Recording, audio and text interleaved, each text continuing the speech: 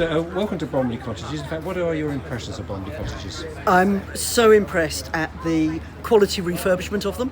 It's such a lovely, quiet, calm place for people who've got an experience of chaotic lives. This is exactly what they need to be looked after, to be nurtured, to learn to trust people again. And then once they learn to trust people again, they can take whatever is on offer from the authorities, whether it's helping them with their universal credit, helping them get job ready, helping them get healthy, and helping them get into new work. I had a brilliant conversation with a young guy who's going to go to university this September. He's got a bursary to do that, and his life is being turned around. So well done to the people that run Bromley Cottages, and well done to Harlow Council. You would hope that this isn't a growth industry though, wouldn't you? I am so disappointed that in this day and age I need to fund from central government initiatives like this, but my aim is to get people off the streets. We want to stop the chaotic lives. I can't stop family breakdown, I'm not an idiot, that's always going to go on, but at least we're here as a nation and as government to pick up the pieces. And do you look at something like this here in Harlow and you go back to Westminster and report back and say this is what I've seen in Harlow? Yeah, absolutely. Funnily enough, in a couple of weeks' time we've got oral questions in the chamber, and I always use opportunities like this to give examples of where I've been. I've been down to Medway to see some people where they've got a health hub next door to a hostel, and it's just bringing all the bits and pieces together. I was going to say, so you do. Have you seen anything like this, or do you just see across the country different examples of? Completely different examples, and actually that's what I'm really pleased about. Robert Halfon, the fantastic local MP, said, I know you're going to visit all these other places. They tend to be new builds. Why don't you come and see what we do here? We do it a little bit differently in Harlow, and he says, I think it works, and I agree with him. Councillor Eugenie Harvey, here at the Bromley Cottages, with the Streets2Homes cottages, but what is the Harlow Council's role here? Well, these council properties have been owned by the council for a long, long time, and they've been used for temporary housing over the years, but for various reasons have fallen into disrepair. So we were delighted when we were able to take advantage of a central government fund which enabled us to invest in the cottages and bring them back into use. So now we're able to use them for our temporary accommodation for some of our rough sleepers.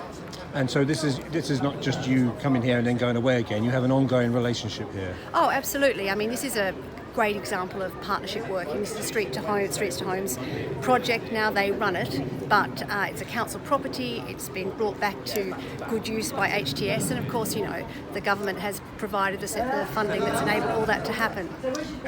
Are you worried though, and it's a sort of odd thing, you don't want this to be a growth industry though? No, you certainly don't want accommodation for people who are in this level of need to be something we're doing a huge amount of, but I think the reality is there will probably always be the need for temporary accommodation for people who, for whatever reason, fall on hard times and need that help. And I believe that the council is playing its part and should always play its part in providing that accommodation. Because if you speak to Streets2Homes, who are just in the background here, there's a lot of tough love with them, isn't it? It's not an easy No.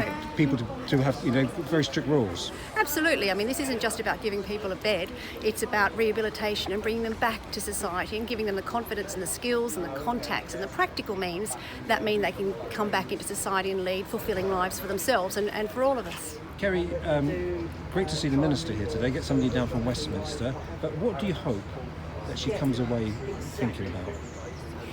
I hope that she sees that actually investing funding in areas where there is a problem with homelessness, that things like this can be achieved. It's great joint working with the local authority.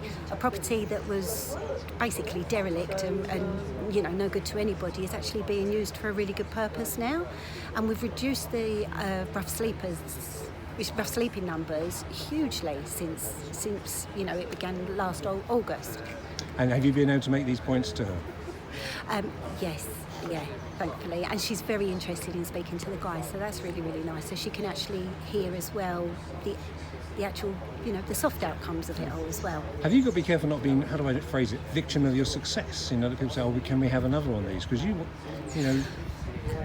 Well, it would be great if we had others, because unfortunately, although the rough sleeper number has reduced greatly in Harlow, the number of new clients hasn't, so the issue hasn't gone away. We haven't solved the issue. It'd be great if we could. And so how do a big question finally, but are you any way forward to solving that issue?